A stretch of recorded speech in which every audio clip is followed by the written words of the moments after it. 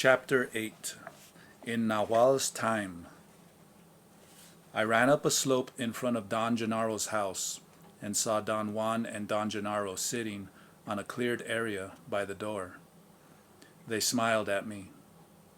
There was such warmth and innocence in their smiles that my body experienced a state of immediate alarm. I automatically slowed down to a walk. I greeted them. "How are you?"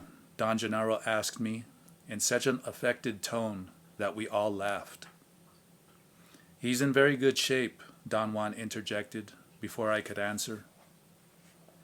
"I can see that," Don Gennaro retorted. "Look at that double chin, and look at those chunks of bacon fat on the jowls." Don Juan held his stomach as he laughed.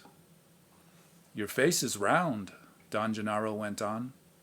"What have you been doing? Eating?" Don Juan jokingly assured him that my lifestyle required that I eat a great deal. In a most friendly way, they teased me about my life, and then Don Juan asked me to sit down between them. The sun had already set behind the huge range of mountains to the west. "Where's your famous notebook?" Don Gennaro asked me, and when I got it out of my pocket, he yelled, "Yippee!" and took it from my hands. Obviously, he had observed me with great care and knew my mannerisms to perfection. He held the notebook with both hands and played with it nervously, as if he did not know what to do with it. Twice he seemed to be on the verge of throwing it away, but appeared to contain himself. Then he held it against his knees and pretended to write feverishly in it, the way I do. Don Juan laughed so hard that he was about to choke. "What did you do after I left you?" Don Juan asked, after they had quieted down. "I went to the market on Thursday," I said.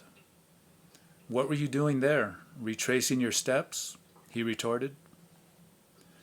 Don Gennaro fell backwards, and with his lips made the dry sound of a head hitting the ground. He looked at me askance and winked.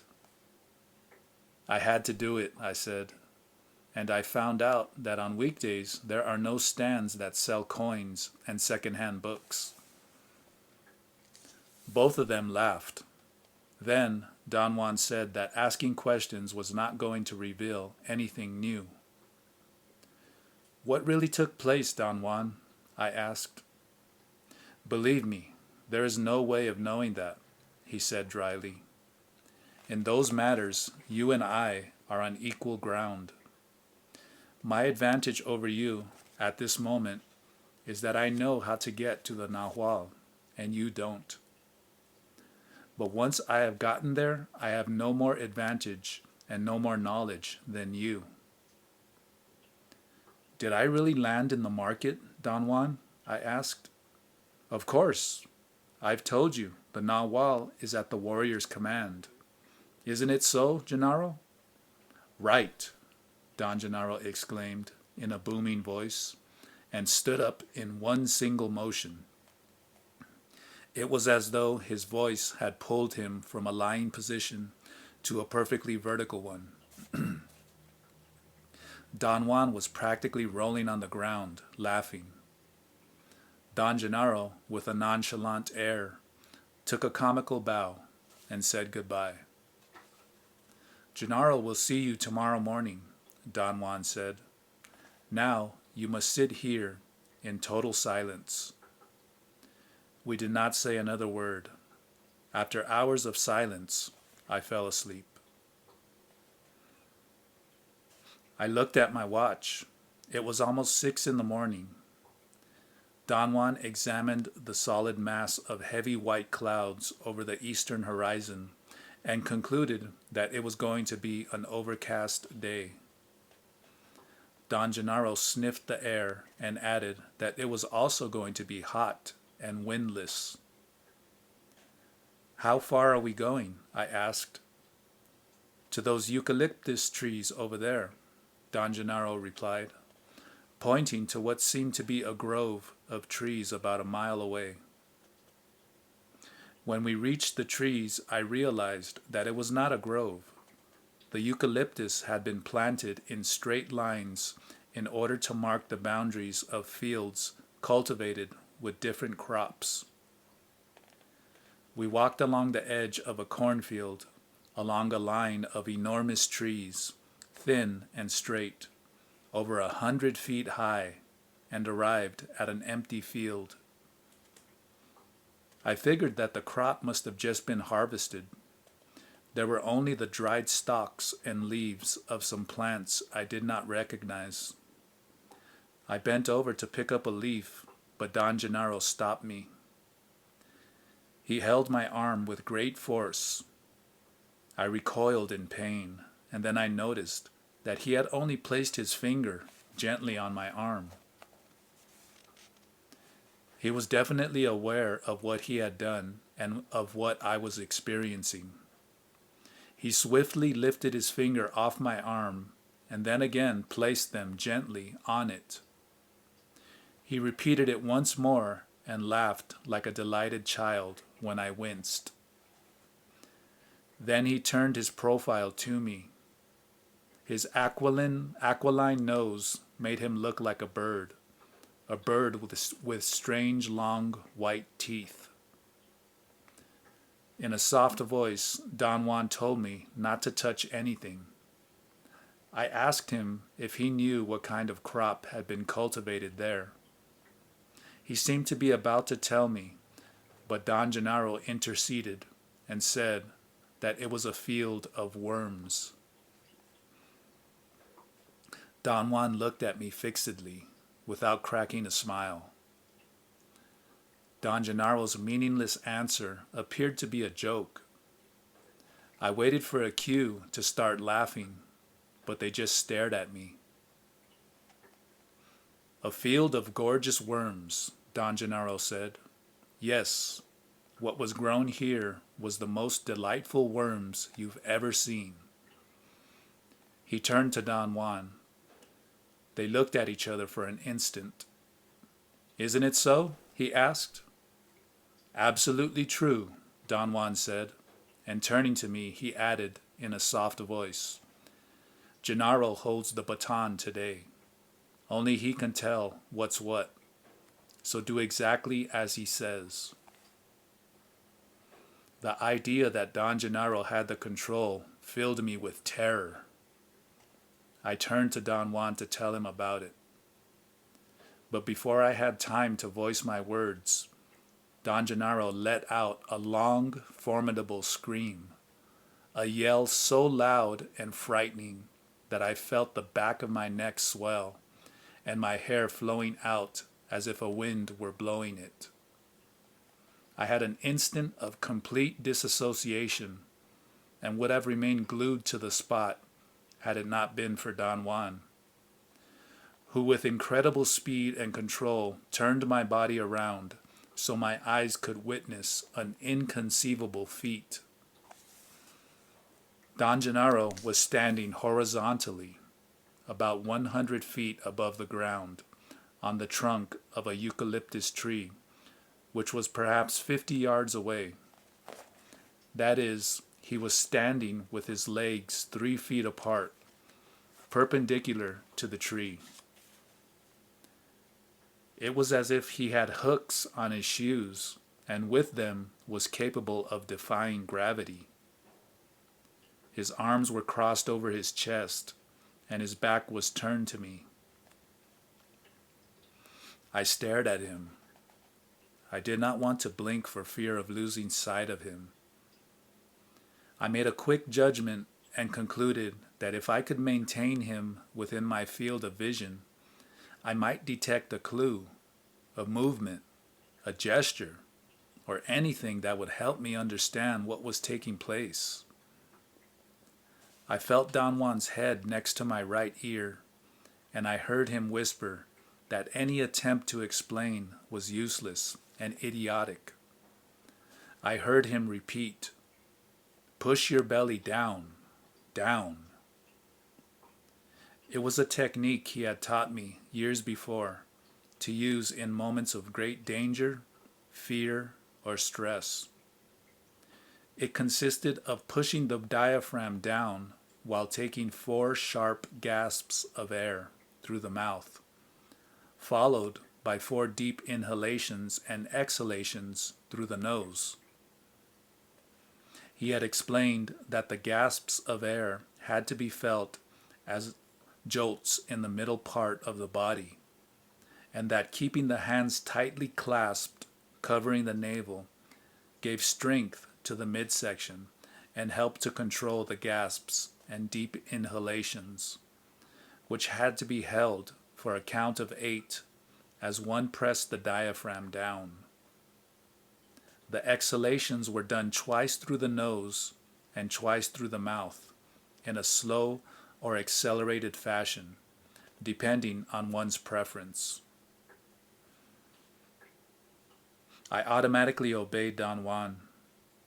I did not dare, however, to take my eyes away from Don Gennaro. As I kept on breathing, my body relaxed, and I was aware that Don Juan was twisting my legs. Apparently, when he had turned me around, my right foot had caught in a clump of dirt, and my leg was uncomfortably bent. When he straightened me out, I realized that the shock of seeing Don Gennaro standing on the trunk of a tree had made me oblivious to my discomfort. Don Juan whispered in my ear that I should not stare at Don Gennaro. I heard him say, "Blink, blink." For a moment, I felt reluctant. Don Juan commanded me again. I was convinced that the whole affair was somehow linked to me as the onlooker, and if I, as the sole witness of Don Gennaro's deed, had stopped looking at him, he would have fallen to the ground, or perhaps the whole scene would have vanished. After an excruciatingly long period of immobility, Don Gennaro swiveled on his heels, 45 degrees to his right, and began to walk up the trunk. His body shivered. I saw him take one small step after another until he had taken 8. He even circumvented a branch. Then, with his arms still crossed over his chest, he sat down on the trunk with his back to me. His legs dangled as if he were sitting on a chair, as if gravity had no effect on him. He then sort of walked on his seat downwards. He reached a branch that was parallel to his body and leaned on it with his left arm and his head for a few seconds. He seemed to be leaning more for dramatic effect than for support. He then kept on moving on his seat, inching his way from the trunk onto the branch until he had changed his position and was sitting as one might normally sit on a branch. Don Juan giggled. I had a horrible taste in my mouth. I wanted to turn round and face Don Juan, who was slightly behind me to my right, but I did not dare miss any of Don Gennaro's actions. He dangled his feet for a while, then crossed them and swung them gently, and finally he slipped upwards back onto the trunk. Don Juan took my head gently in both hands and twisted my neck to the left until my line of vision was parallel to the tree, rather than perpendicular to it. Looking at Don Gennaro from that angle, he did not appear to be defying gravity. He was simply sitting on the trunk of a tree. I noticed then that if I stared and did not blink, the background became vague and diffuse, and the clarity of Don Gennaro's body became more intense. His shape became dominant, as if nothing else existed. Don Gennaro swiftly slid downward, back onto the branch. He sat dangling his feet, like on a trapeze. Looking at him from a twisted perspective made both positions, especially sitting on the tree trunk, seem feasible. Don Juan shifted my head to the right until it was resting on my shoulder. Don Gennaro's position on the branch seemed perfectly normal, but when he moved onto the trunk again, I could not make the necessary perceptual adjustment, and I saw him as if he were upside down, with his head towards the ground. Don Gennaro moved back and forth various times, and Don Juan shifted my head from side to side every time Don Gennaro moved. The result of their manipulations was that I completely lost track of my normal perspective, and without it, Don Gennaro's actions were not as awesome. Don Gennaro remained on the branch for a long time. Don Juan straightened my neck and whispered that Don Gennaro was about to descend. I heard him whisper in an imperative tone, "Press down, down." I was in the middle of a fast exhalation when Don Gennaro's body seemed to be transfixed by some sort of tension. It glowed, became lax, swung backwards, and hung by the knees for a moment. His legs seemed to be so flaccid that they could not stay bent, and he fell to the ground. At the moment he began his downward fall, I also had the sensation of falling through endless space. My whole body experienced a painful and at the same time extremely pleasurable anguish. An anguish of such intensity and duration that my legs could no longer support the weight of my body, and I fell down on the soft dirt. I could barely move my arms to buffer my fall. I was breathing so heavily that the soft dirt got into my nostrils and made them itch. I tried to get up. My muscles seemed to have lost their strength. Don Juan and Don Gennaro came and stood over me. I heard their voices as if they were quite a distance from me, and yet I felt them pulling me. They must have lifted me up, each holding one of my arms and one of my legs, and carried me over a short distance. I was perfectly aware of the uncomfortable position of my neck and head, which hung limp. My eyes were open.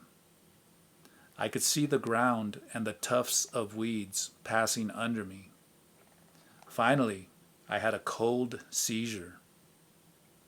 Water entered into my mouth and nose and made me cough. My arms and legs moved frantically. I began to swim, but the water was not deep enough, and I found myself standing up in the shallow river where they had dumped me. Don Juan and Don Gennaro laughed themselves silly.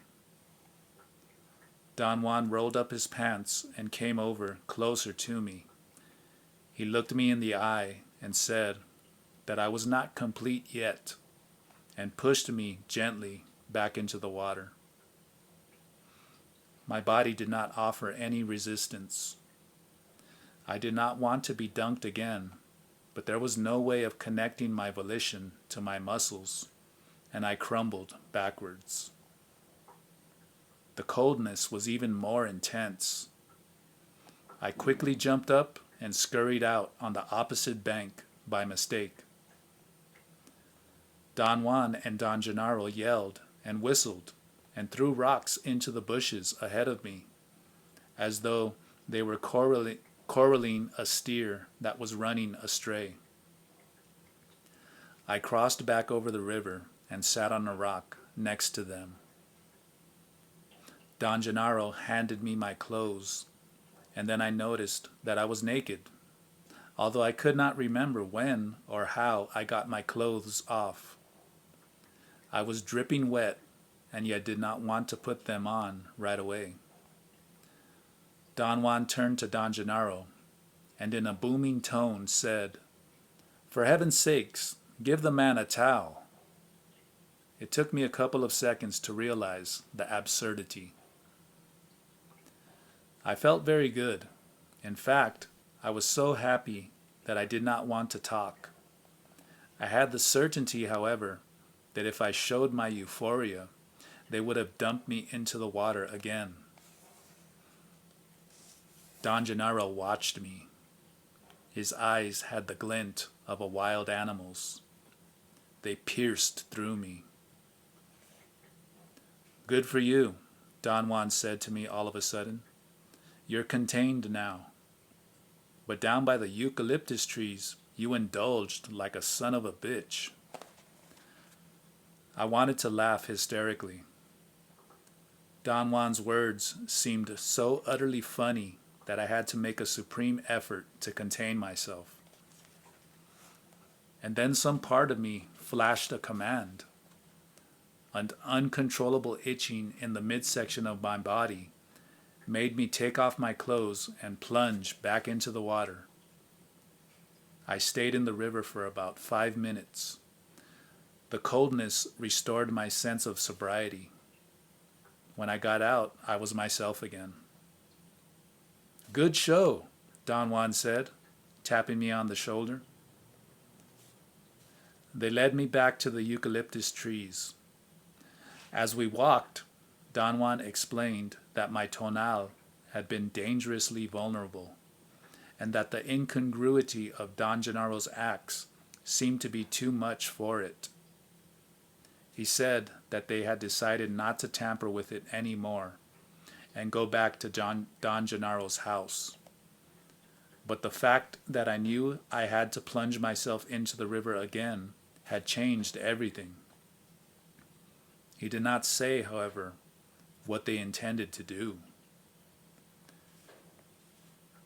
We stood in the middle of the field, on the same spot we had been before. Don Juan was to my right and Don Gennaro to my left. They both stood with their muscles tensed in a state of alertness. They maintained that tenseness for about 10 minutes. I shifted my eyes from one to the other. I thought that Don Juan would cue me on what to do. I was right.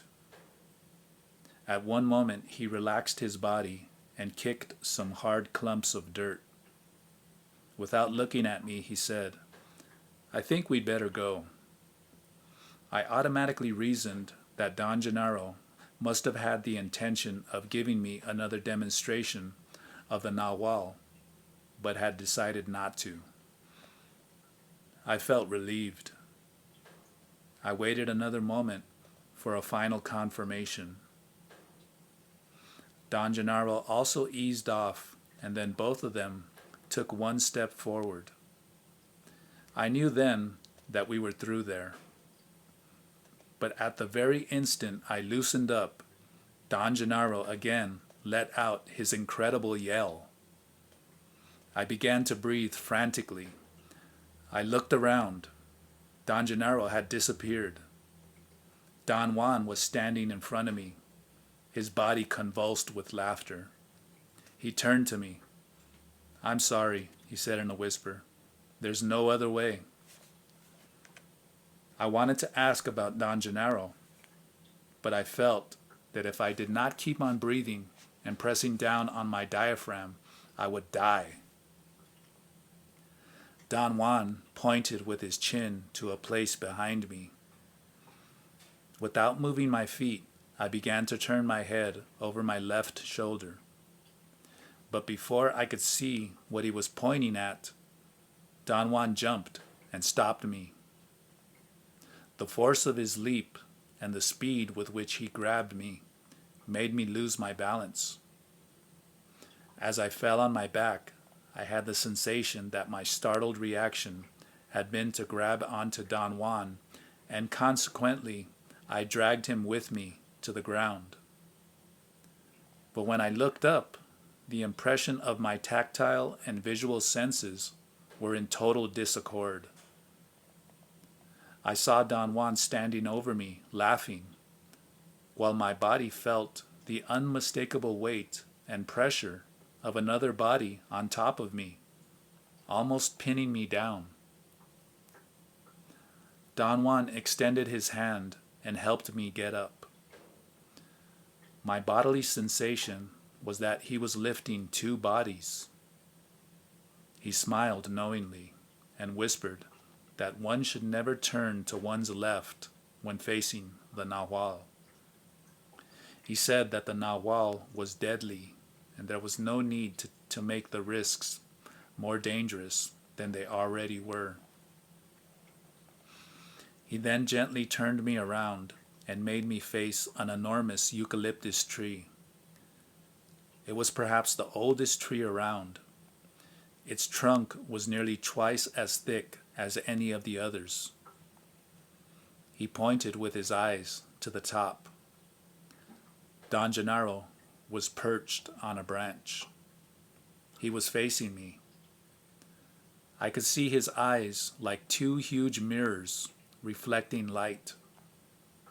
I did not want to look, but Don Juan insisted that I should not move my eyes away. In a very forceful whisper, he ordered me to blink and not to succumb to fright or indulgence. I noticed that if I blinked steadily, Don Gennaro's eyes were not so awesome. It was only when I stared that the glare of his eyes became maddening. He squatted on the branch for a long time. Then, without moving his body at all, he jumped to the ground and landed in the same squatting position, a couple of yards from where I was. I witnessed the complete sequence of his jump, and I knew that I had perceived more than my eyes had allowed me to catch. Don Gennaro had not really jumped. Something had pushed him as if from behind and had made him glide on a parabolic course. The branch where he had been perched was possibly 100 feet high, and the tree was located about 150 feet away from me. Thus, his body had to trace a parabola to land where it did. But the force needed to cover that distance was not the product of Don Gennaro's muscles.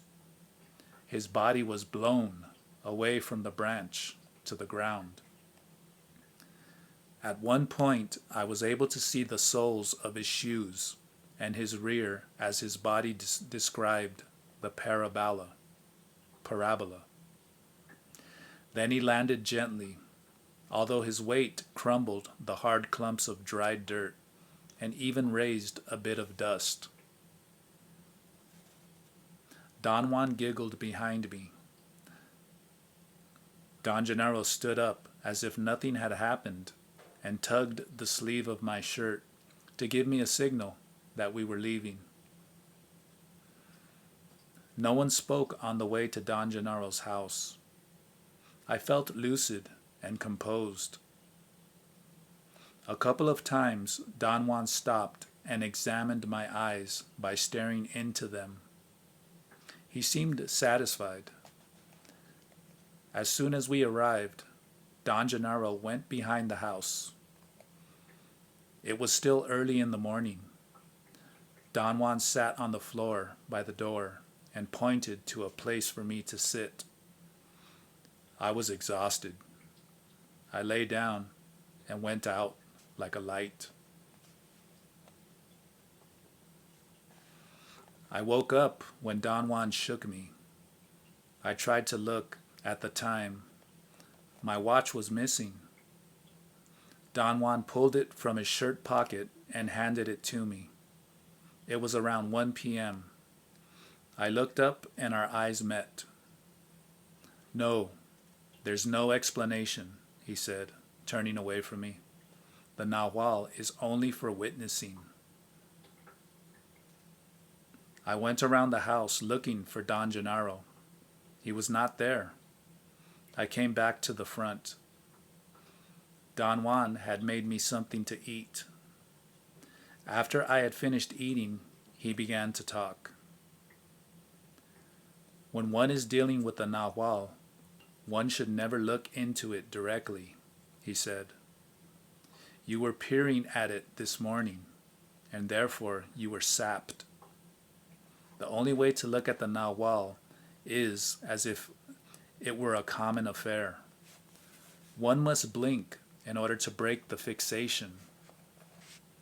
Our eyes are the eyes of the tonal, or perhaps it would be more accurate to say that our eyes have been trained by the tonal. Therefore, the tonal claims them. One of the sources of your bafflement and discomfort is that your tonal doesn't let go of your eyes. The day it does, your Nahual will have won a great battle. Your obsession, or better yet, everyone's obsession, is to arrange the world according to the tonal's rules. So every time we are confronted with the Nahual, we go out of our way to make our eyes stiff and intransigent.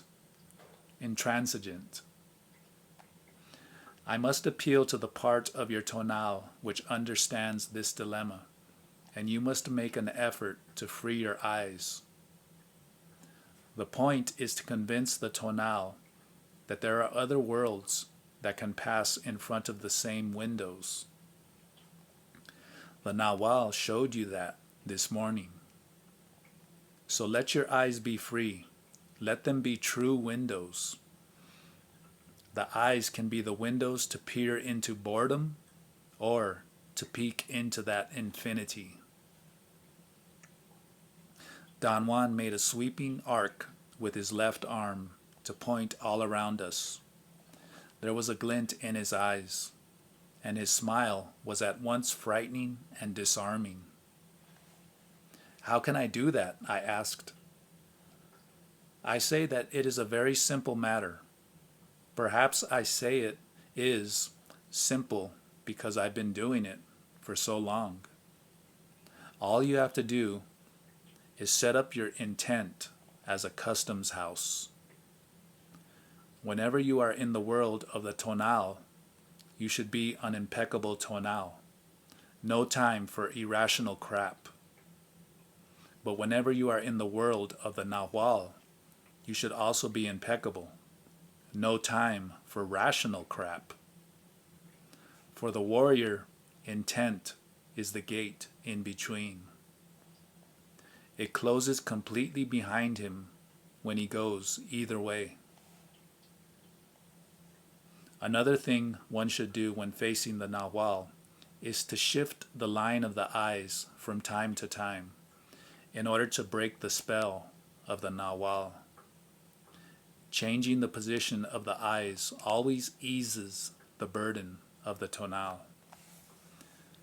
This morning I noticed that you were extremely vulnerable, and I changed the position of your head.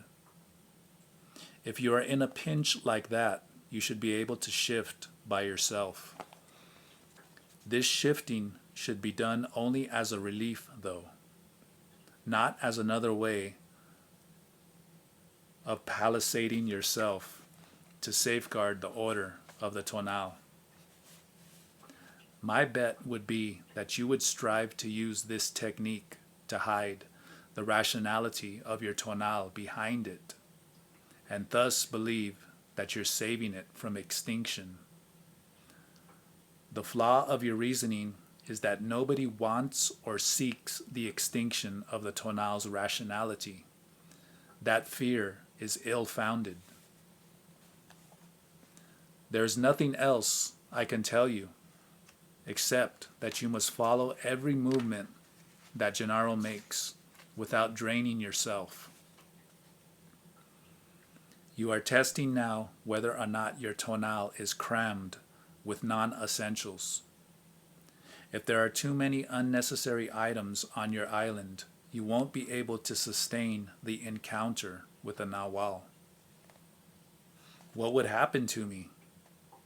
You may die. No one is capable of surviving a deliberate encounter with the Nawal without a long training. It takes years to prepare the tonal for such an encounter. Ordinarily, if an average man comes face to face with the Nawal, the shock would be so great that he would die. The goal of a warrior's training then is not to teach him to hex or to charm, but to prepare his tonal not to crap out. A most difficult accomplishment. A warrior must be taught to be impeccable and thoroughly empty before he could even conceive witnessing the Nawal. In your case, for instance, you have to stop calculating. What you were doing this morning was absurd. You call it explaining.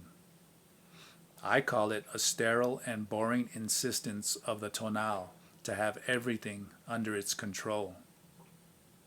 Whenever it doesn't succeed, there is a moment of bafflement, and then the tonal opens itself to death. What a prick! It would rather kill itself than relinquish control. And yet there is very little we can do to change that condition. How did you change it yourself, Don Juan? The island of the tonal has to be swept clean and maintained clean. That's the only alternative that a warrior has. A clean island offers no resistance. It is as if there were nothing there. He went around the house and sat down on a big smooth rock. From there, one could look into a deep ravine. He signaled me to sit down next to him. Can you tell me, Don Juan, what else we are going to do today? I asked. We aren't going to do anything. That is, you and I will only be the witnesses. Your benefactor is Gennaro. I thought I had misunderstood him in my eagerness to take notes. At the beginning stages of my apprenticeship, Don Juan himself had introduced the term benefactor. My impression had always been that he himself was my benefactor. Don Juan had stopped talking and was staring at me. I made a quick assessment, and my conclusion was that he must have meant that Don Gennaro was something like the star performer on that occasion. Don Juan giggled, as if he were reading my thoughts. Gennaro is your benefactor, he repeated. But you are, aren't you? I asked in a frantic tone. I'm the one who helped you sweep the island of the Tonal, he said. Gennaro has 2 apprentices, Pablito and Nestor. He is helping them sweep the island, but I will show them the Nawal. I will be their benefactor. Gennaro is only their teacher. In these matters, one can either talk or act. One cannot do both with the same person. One either takes the island of the Tonal or one takes the Nawal. In your case, my duty has been to work with your Tonal. As Don Juan spoke, I had an attack of terror so intense that I was about to get ill. I had the feeling that he was going to leave me with Don Gennaro, and that was a most dreadful scheme to me. Don Juan laughed and laughed as I voiced my fears. The same thing happens to Pablito, he said. The moment he sets eyes on me, he gets ill. The other day, he walked into the house when Gennaro was gone. I was alone here, and I had left my sombrero by the door. Pablito saw it, and his tonal became so frightened that he actually shit in his pants. I could easily understand and project into Pablito's feelings. When I considered the matter carefully, I had to admit that Don Juan was terrifying. I had learned, however, to feel comfortable with him. I experienced with him a familiarity born out of our long association. "I'm not going to leave you with Gennaro," he said, still laughing. "I'm the one who takes care of your tonal. Without it, you're dead." "Has every apprentice a teacher and a benefactor?" I asked, to ease my turmoil.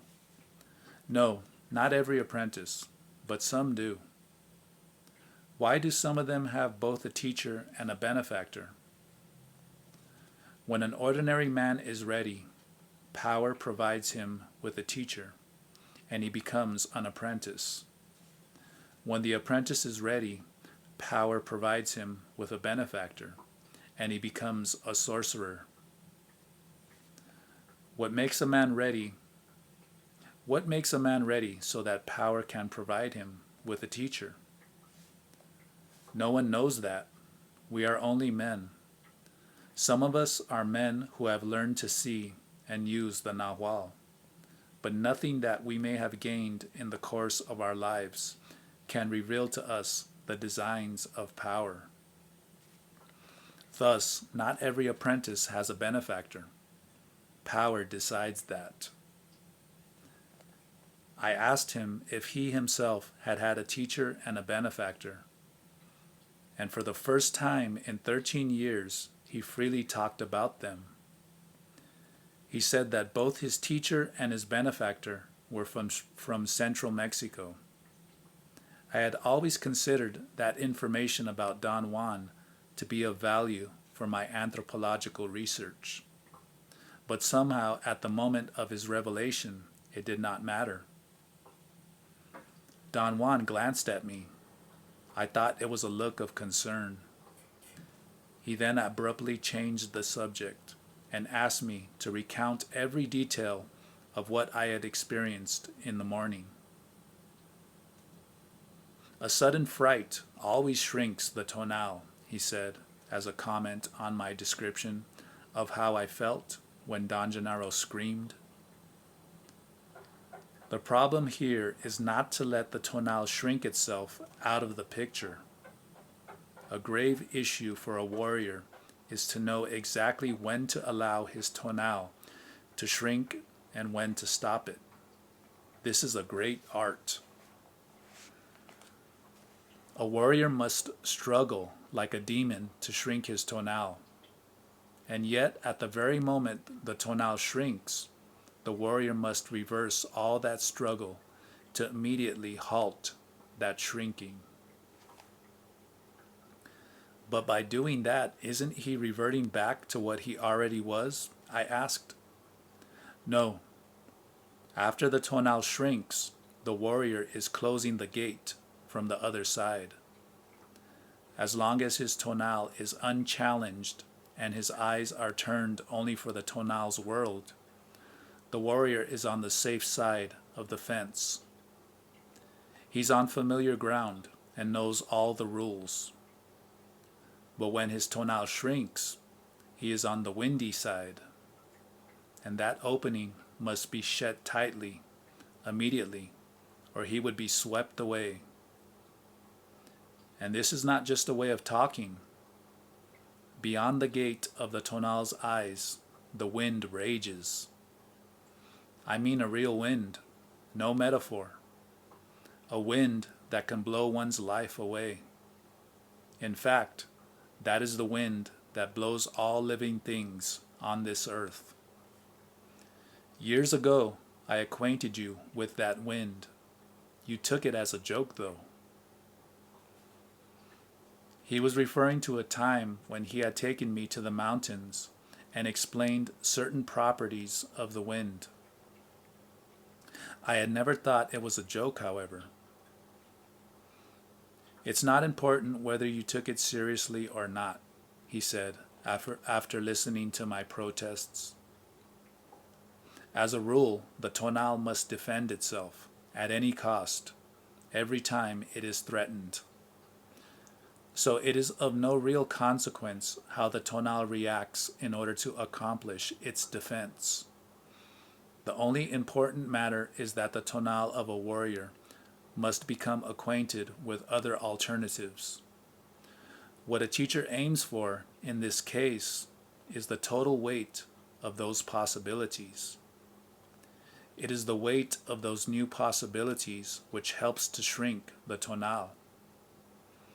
By the same token, it is the same weight which helps stop the tonal from shrinking out of the picture.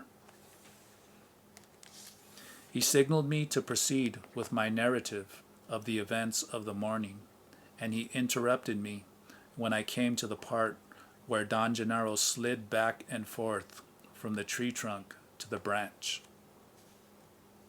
The Nahual can perform extraordinary things, he said. Things that do not seem possible. Things that are unthinkable for the tonal. But the extraordinary thing is that the performer has no way of knowing how those things happen. In other words, Gennaro doesn't know how he does those things. He only knows that he does them. The secret of a sorcerer is that he knows how to get to the Nahual. But once he gets there, your guess is as good as his as to what takes place. But what does one feel while doing those things? One feels like one is doing something. Would Don Gennaro feel like he's walking up the trunk of a tree? Don Juan looked at me for a moment. Then he turned his head away. No, he said in a forceful whisper. Not in the way you mean it. He did not say anything else.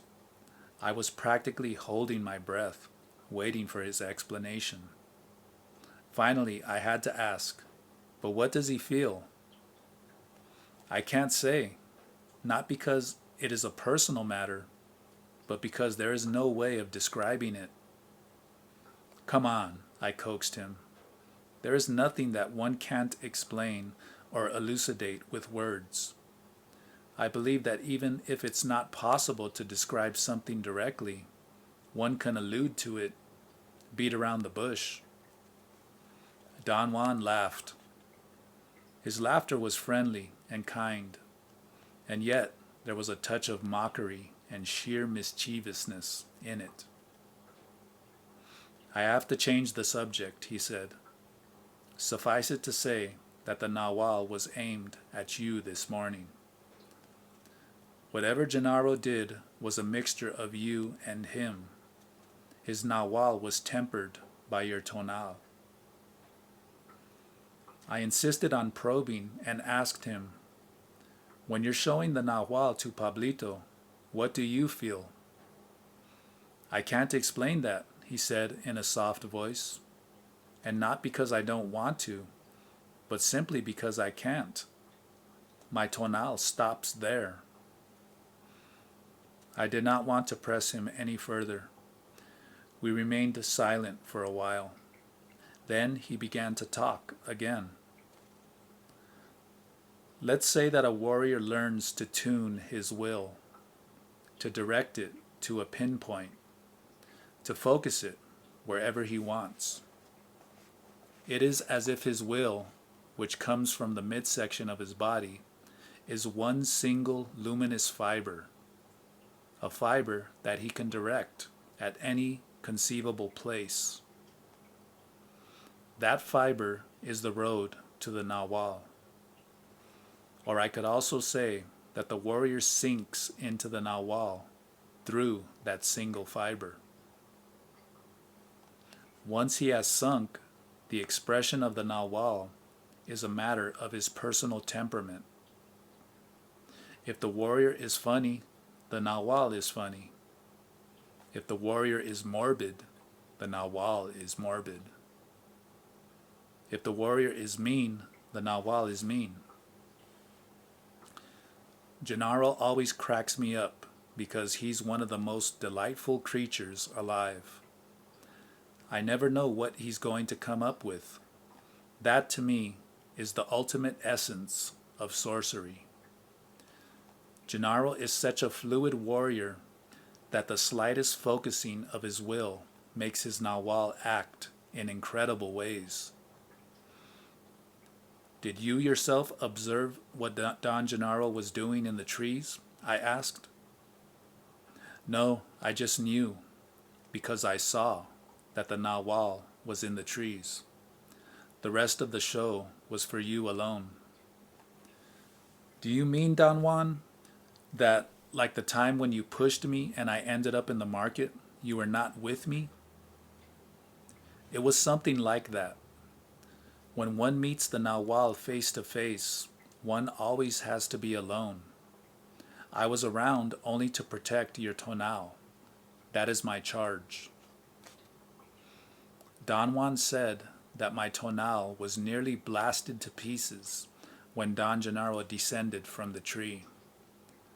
Not so much because of my inherent quality of danger in the Nahual, but because my tonal indulged in its bewilderment. He said that one of the aims of the warrior's training was to cut the bewilderment of the tonal until the warrior was so fluid that he could admit everything without admitting anything. When I described Don Gennaro's leap up to the tree and his leap down from it, Don Juan said that the yell of a warrior was one of the most important issues of sorcery, and that Don Gennaro was capable of focusing on his yell, using it as a vehicle. You are right, he said. Gennaro was pulled partly by his yell and partly by the tree. That was true seeing on your part. That was a true picture of the Nahual. Gennaro's will was focused on the yell, and his personal touch made the tree pull the Nahual. The lines went both ways, from Gennaro to the tree, and from the tree to Gennaro. What you should have seen when Gennaro jumped from the tree was that he was focusing on a spot in front of you, and then the tree pushed him. But it only seemed to be a push. In essence, it was more like being released by the tree. The tree released the Nahual, and the Nahual came back to the world of the tonal, on the spot he focused on. The second time that Gennaro came down from the tree, your tonal was not so bewildered. You were not indulging so hard, and therefore you were not as sapped as you were the first time. Around 4 p.m, Don Juan stopped our conversation. We are going back to the eucalyptus trees, he said. The Nahual is waiting for us there. Aren't we risking being seen by people? I asked. No, the Nahual will keep everything suspended, he said.